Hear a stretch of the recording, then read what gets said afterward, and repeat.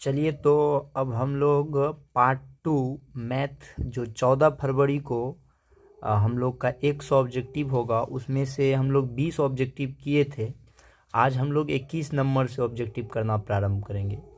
और ये सारे ऑब्जेक्टिव ऊपर में लिखा हुआ है MVBI का क्यूब समझ लीजिए अब कितना ज़्यादा है, इससे बाहर नहीं। 100% पार्ट 2 वीडियो है हम लोगों का। यदि आप पार्ट 1 नहीं देखे हैं तो चले जाइए और पार्ट 1 देखिए, उसके बाद फिर यहाँ से 21 नंबर से आप देखिए। आपका एक भी क्वेश्चन नहीं छूटेगा 2023 के एग्ज़ाम में, याद रखिएगा। चलिए, क्वेश्चन हम लोग बिना सोचे समझे प्रारंभ करते हैं। ज़्यादा सोचने से अभी समय नहीं है, क्योंकि परसों एग्ज़ाम है हम लोग का 14 तारीख को। आज शायद आपका 12 तारीख हो गया या 13 तारीख हो गया होगा। चलिए, हम लोग क्वेश्चन नंबर 20 तक देख लिए थे, तो अभी देखेंगे हम लोग 21। शायद आपको स्क्रीन पे क्वेश्चन दिख रहा होगा। क्वेश्चन है, चरों को आरोही या अवरोही क्रम में रखने पर बीच वाले, यानी कि चर को जब हम लोग आरोही या अवरोही क्रम यानी घटते या बढ़ते क्रम में रखते हैं तो बीच में जो चर का मान होता है वह क्या कहलाता है, समझिएगा। जैसे यहाँ 2 3 4 5 6 7 और सारा डिजिट रहे, इसको हम बढ़ते या घटते क्रम में रख देते हैं और बीच वाले डिजिट जो रहते हैं उसको हम लोग सेलेक्ट कर लेते हैं। उसको क्या कर लेते हैं? सेलेक्ट कर लेते हैं, ठीक है। तो बीच वाले जो रहते हैं उसी को हम लोग कहते हैं माध्यक या मध्यका। क्या कहते हैं? माध्यक या मध्यका। ऐसा क्वेश्चन आपका आएगा, तो अब हमको बिलीव है जो आप बना दीजिएगा। तो चरों को आरोही या अवरोही क्रम में रखने पर बीच वाले जो चर का मान होगा वो मध्यका या माध्यक कहलाएगा। चलिए, हमको लगता है बिल्कुल आप समझ गए होंगे। तो चलते हैं हम लोग 22 नंबर में। कितने नंबर में चलते हैं? 22 नंबर में। कहता है बिंदु 4, -5। क्या कहता है? बिंदु 4, -5 की दूरी मूल बिंदु से होगी। तो मूल बिंदु से दूरी क्या होगा, बस इसमें समझिएगा। एक को x1 कर लेना है, दूसरे को x2 कर लेना। क्या करना है? एक को x1, दूसरे को x2, और दोनों को क्या करना है? ब्रैकेट में लिए बिना सोचे समझे, ठीक है। तो x1 का स्क्वायर अब प्लस में x2 का स्क्वायर।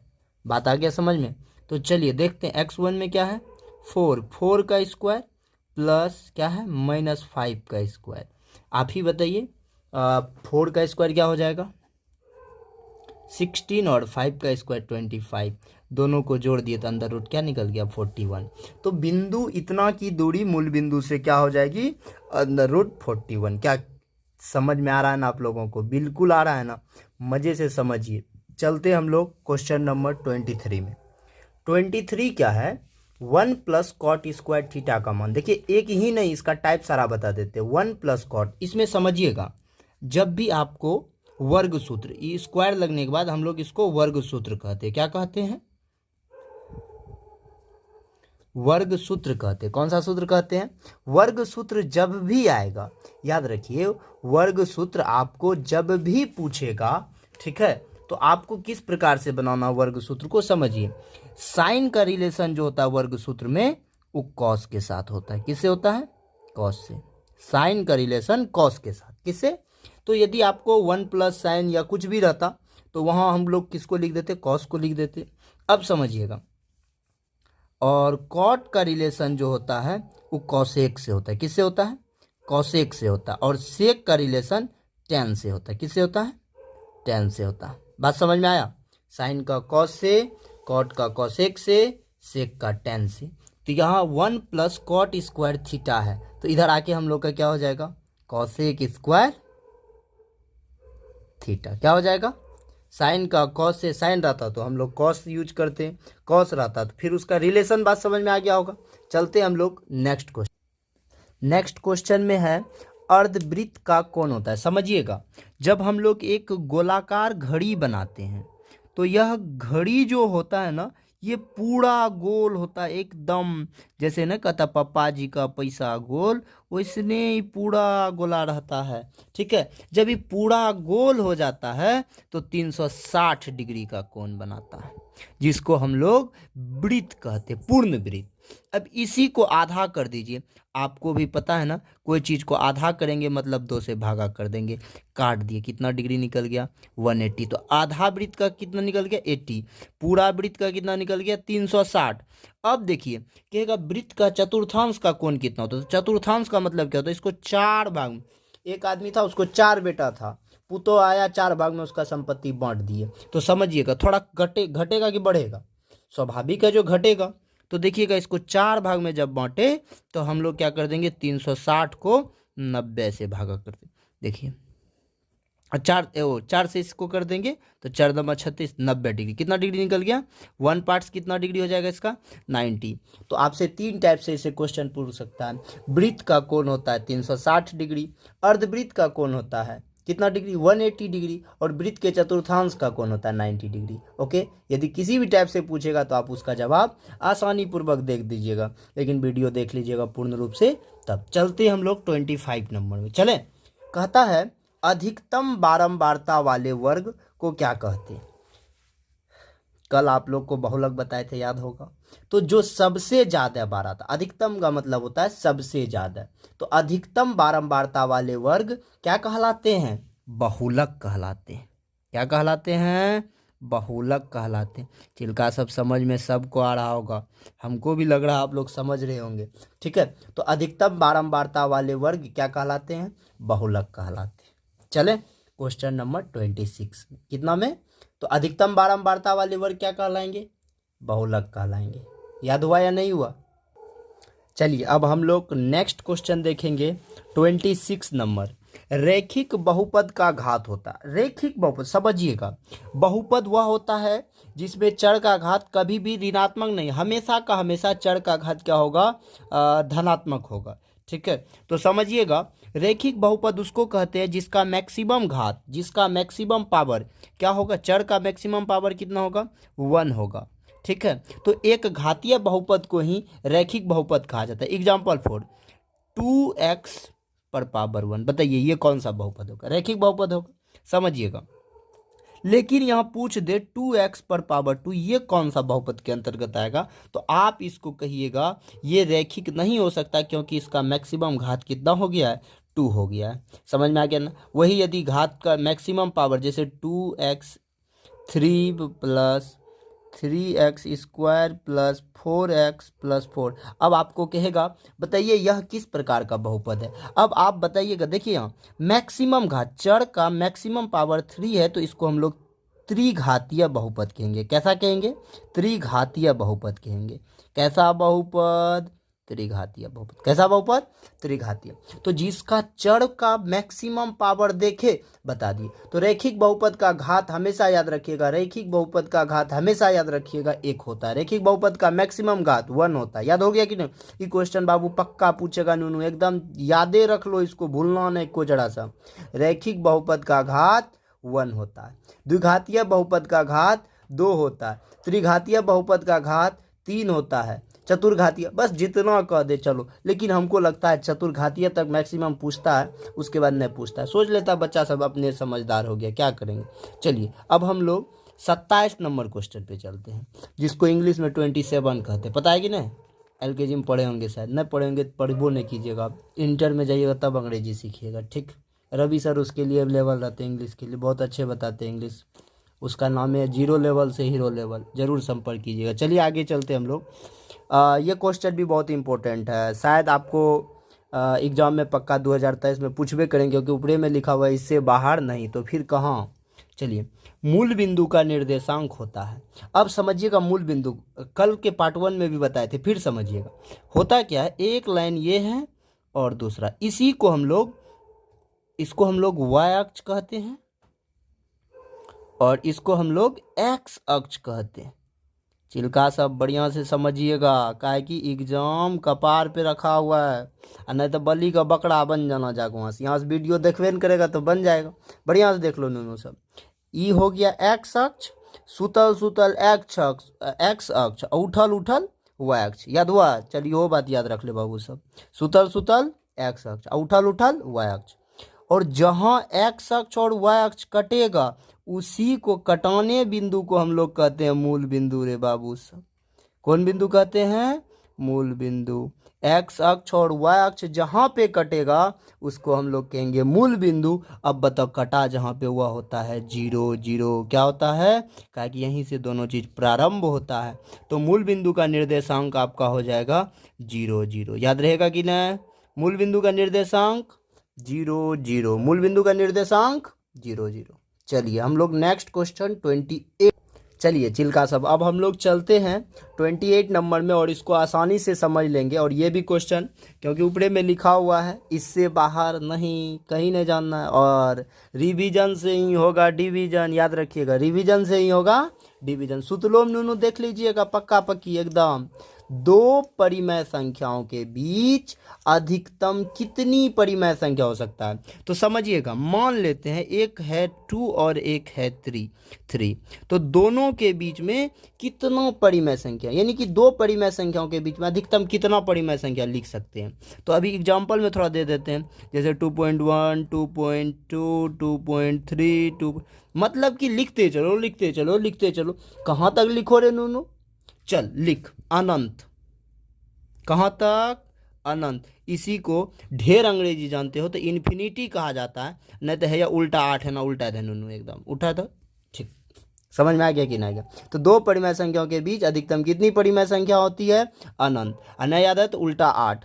आरो अंग्रेजी जानते हो तो इन्फिनिटी। कोई दिक्कत? चलें आगे, चलते हम लोग आगे 29 नंबर में। समझिएगा, कहता द्विघात बहुपद एक्स स्क्वायर -3 के शून्यक होंगे, -3 के शून्यक होंगे। समझिएगा इसको आसानी पूर्वक। तो द्विघात बहुपद जैसे एक्स स्क्वायर -3 = 0 है, तो समझिएगा -3 तो बाबू उधर चल जाएगा। हमेशा याद रखिएगा LHS में चर को रखते हैं और RHS में अचर को रखते हैं। खुला दिमाग? खुल गया? खुल जाइए, जल्दी जल्दी खोल लीजिए। हमेशा LHS में चर को, RHS में अचर को, याद रहेगा ना? चलिए लेके भगाइए इसको। 3 इधर आ गया ना बाबू। अब देखिए ये स्क्वायर उधर जाके क्या बन जाएगा?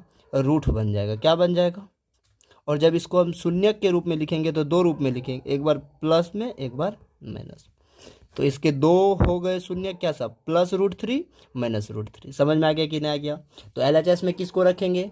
जल्दी से बताइए। LHS में किसको? LHS में किसको रखेंगे? चर को। RHS में अचर को। हो गया। तो चलें आगे, आप लोगों के सपोर्ट और प्यार से चलते हम आगे। चलिए 30 नंबर क्वेश्चन का था tan 90 डिग्री -θ। पहले समझिएगा, और ये होते हैं पूरक कोण सूत्र। कौन सा सूत्र होते हैं? पूरक कोण सूत्र। चिल्का सब, कौन सूत्र? पूरक कोण सूत्र। ठीक है, कौन सा सूत्र? पूरक कोण सूत्र। इसमें समझिएगा, इसमें जो होता है ना, साइन का रिलेशन कॉस से होता है बाबू सब रे, साइन का रिलेशन कॉस से। और जानते हैं टेन का रिलेशन कॉट से होता है। किससे होता है? कॉट से। और बच गया सेक और कोसेक, सेक का रिलेशन कोसेक से। समझ लीजिएगा, एकदम कॉन्सेप्ट क्लियर कीजिए, जो इससे रिलेटेड कोई भी क्वेश्चन हो तो आप आसानी से हल कर सकें। साइन का रिलेशन कॉस से, टेन का रिलेशन कॉट से, सेक का रिलेशन कोसेक से। तो अब समझिएगा, मान लेते हैं tan 90 डिग्री -θ। तो अभी हम तुरंत बताएं tan का रिलेशन कॉट से। यहाँ जैसे tan था यहाँ खट से मारेंगे cot θ। कोई दिक्कत? एक को जरा मान लेते हैं, लेट बी। मानने में क्या जाता है? हाँ, मानने में कुछ जाता है क्या? अरे कुछ भी मांगो न, किसी से मांग लो, दे दिया तो बढ़िया है, नहीं दिया तो कौन सा अपना बाप का था? नहीं है था, नहीं दिया, क्या दिक्कत? रोने का थोड़ी है। समझिए, अब यहाँ आपसे क्वेश्चन पूछेगा साइन 90 डिग्री -θ बराबर। अब बताइए साइन का रिलेशन किससे? तुरंत बताए कॉस से। यहाँ ठोक दीजिए cos θ। समझ में आ गया था? वही सेक दे देगा तो यहाँ दे देंगे cos सेक। मान लेते हैं यहाँ कॉस दे दिया तो यहाँ साइन, सीधे उलट पुलट के रख देंगे। ठीक है, चले 31 में। चलिए आप लोगों के सहयोग से चलते हैं 31। चलिए 31 नंबर देखते हैं। पूछ रहा है सभी वर्ग होते हैं। सभी वर्ग क्या होते हैं बाबू, याद रखना, समरूप होते हैं। समरूप जानते हो किसको कहते हैं? जिसका रूप समान हो। कन्या और साली को समरूप कहा जाता है, याद रहेगा कि नहीं रहेगा? कन्या और साली को क्या कहा जाता है? जब विवाह करने लोग जाते हैं ना आजकल के ज़माना में, मतलब दूसरे टाइप का होने लगते, होता क्या है समझिएगा। वहाँ जब जाते हैं तो आज कहा कि परसों जब क्लास में हम पढ़ा रहे थे तो एक बच्चा आया और वो अपने बारे में थोड़ा सा बता रहा था, थोड़ा अजीब लगा। और कह क्या रहा था, सर जब गए थे ना मतलब विवाह हो रहा था एक लोगों का, तो वहाँ लड़की से ज़्यादा जो था, लड़की का बहनें सब तैयार हो गई थी। तो लड़का जो था अफसोस हो रहा था, बेकार हम आज विवाह कर लिए, इससे काश हम अभी बाराती के रूप में आते तो हमको दूसरा मिल जाता। तो आजकल का ज़माना उसी को हम लोग समरूप कहते हैं, रूप समान रहता है। चलिए आगे देखते हैं, ज़्यादा अभी आप लोग 10 क्लास में हैं, ज़्यादा नहीं दिखाएंगे। चलिए अब हम लोग चलते हैं नेक्स्ट क्वेश्चन में। तो सभी वर्ग क्या होते हैं, याद रहा ना, समरूप होते हैं। सभी वर्ग क्या होते हैं, समरूप होते हैं। 32 नंबर देखिएगा, 9 sec square theta minus 10 square theta, 9 10 square theta का मान क्या होगा, समझिएगा। बाबू साहब अभी आपको बताए थे जब वर्ग सूत्र बता रहे थे तो सेक का रिलेशन 10 से होता है। Concept clear? याद रखिएगा। ये दोनों में क्या मिल रहा, क्या मिल रहा, 9 मिल रहा। चलिए 9 जब मिल रहा है तो उसको बाहर कीजिए, कॉमन में ले लीजिए, बच क्या गया, sec square theta minus 10 square theta.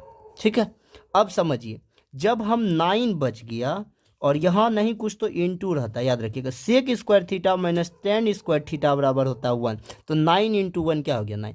आपका एग्जाम में कैसा आएगा पता है, मान लेते हैं यहाँ 8 दे देगा, 8 दे देगा। आपको कुछ नहीं करना है, बस 8 को कॉमन लिए, इधर दोनों में मिलके 1 बनेगा, 8 गुना 1 कितना हो जाएगा, 8 हो जाएगा। 7 दे देगा, आंसर 7। 6 देगा, आंसर 6। जो भी देगा खट से, पक्का ना, एकदम प्रॉमिस कीजिए जो पक्का बना के आएंगे। और बना के आइएगा उस दिन एकदम हम लोग जो है फिर मिलेंगे यूट्यूब पे ही पूरे ताकत से, कहा कि आप लोग दूर दूर के लोग होंगे, कैसे नज़दीक आएंगे, आ जाएंगे बहुत जल्दी। चलिए 33 नंबर को हम लोग देखते हैं। कल हम पार्ट 1 में बोले थे -3,4। अब -4,3 क्या कहता है, -4,3।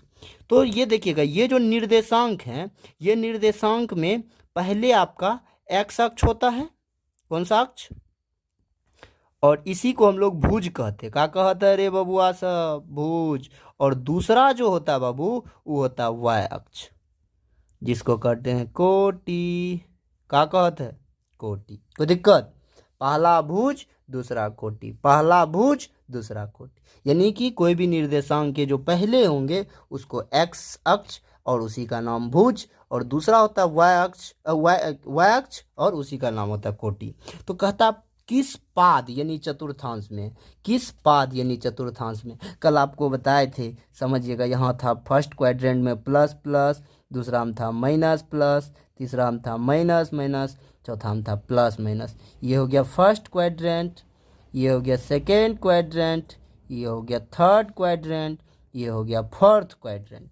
अब समझिए, यहाँ तो साइन है प्लस और यहाँ क्या है, माइनस और प्लस, क्या है, माइनस और प्लस। तो अब बताइए माइनस और प्लस किस क्वाड्रेंट में होगा, आप खुद से खोजिए, खुद से खोजिए। तो ये हो गया माइनस प्लस सेकेंड क्वाड्रेंट। तो आपको पूछा -4,3 किस चतुर्थांश में है, तो द्वितीय चतुर्थांश में। सेकेंड को हिंदी में कहते हैं, शुद्ध हिंदी में कहते हैं द्वितीय चतुर्थांश। ठीक है, क्या कहते हैं, द्वितीय। वही आपको पूछ देता है यहाँ, बताइए 3 किस चतुर्थांश में, एकदम सिंपल, 3 भी प्लस में, ई भी 3 प्लस में, दोनों प्लस प्लस प्लस प्लस किस चतुर्थांश में, फर्स्ट क्वाड्रेंट में। कोई दिक्कत है क्या, एक को जरा सा। चलिए हम लोग नेक्स्ट क्वेश्चन पे चलते हैं। नेक्स्ट क्वेश्चन है हम लोग का 34 नंबर, और कह रहा है इसमें 24, 15, 22, 13, 9, 10 तथा 30 का परिसर होगा। परिसर का मतलब होता है, इंग्लिश में इसको हम लोग रेंज कहते हैं। क्या कहते हैं, जैसे ये गोली का रेंज यहाँ से वहाँ तक है, जहाँ तक आप है वहीं तक है। क्या है कि आप जिसको खोज रहे हो वो आपके करीब में है। चलिए देखते हैं, 24, 15, 22, 13, 9, 10 तथा 30 का परिसर। परिसर का मान होता है मैक्सिमम वैल्यू माइनस मिनिमम, यानी अधिकतम मान माइनस न्यूनतम मान। क्या होता है, अधिकतम मान माइनस न्यूनतम। खोजिए इसमें सबसे बड़का कौन, बहुत चालाक इसमें कौन है? तो हमको लग रहा है इसमें सबसे ज़्यादा चालाक चिल्कार चिल्का 30 है। चलो तो क्या बोले, अधिकतम मान माइनस न्यूनतम मान, अधिकतम मान माइनस न्यूनतम। तो अधिकतम 30 था और न्यूनतम खोजिए इसमें क्या है, न्यूनतम न्यूनतम न्यूनतम। चलो 9 से न्यूनतम, 9 से 9, चलो देखो एकदम 9 आ गया। क्लियर, कोई दिक्कत? तो 30 में से 9 चल गया नूनू, का बचत है रे 21। क्या बच गया? 21। तो 21 इज द करेक्ट आंसर। हम अपने से बनाते हैं, हम अपने से सही मारते हैं। आप भी बना लीजिए, आप भी सही मार लीजिए, मारिए आप भी, क्या दिक्कत है? तो चलिए 34 नंबर में यहाँ तक हम लोग का कंप्लीट हो गया। अब हम लोग 35 में मिलेंगे। अभी चलिए हम लोग 35 नंबर को देखते हैं। और क्वेश्चन बड़ा ही आसान है, आसान कहिए या भारी, जान गए तो आसान, नहीं जाने तो नहीं। कहता है मिल गया तो मिट्टी ना, क्या कहता है, मिल गया तो मिट्टी, ना मिले तो खिलौना। बचपन में जो चीज़ मिल जाता है ना, वो चीज़ मिट्टी के तरह लगता है। ठीक है, बचपन कहिए, बुढ़ापा कहिए, जब भी और नहीं मिलता है तो लगता है खिलौना। ए मम्मी 10 टका दिन, किनबोगे, किनबो जल्दी से किनबो। चलिए हम लोग खरीदते हैं। तो कहता है यदि पी और क्यू दो अभाज्य संख्या है तो उनका लॉसो और मोसो होगा।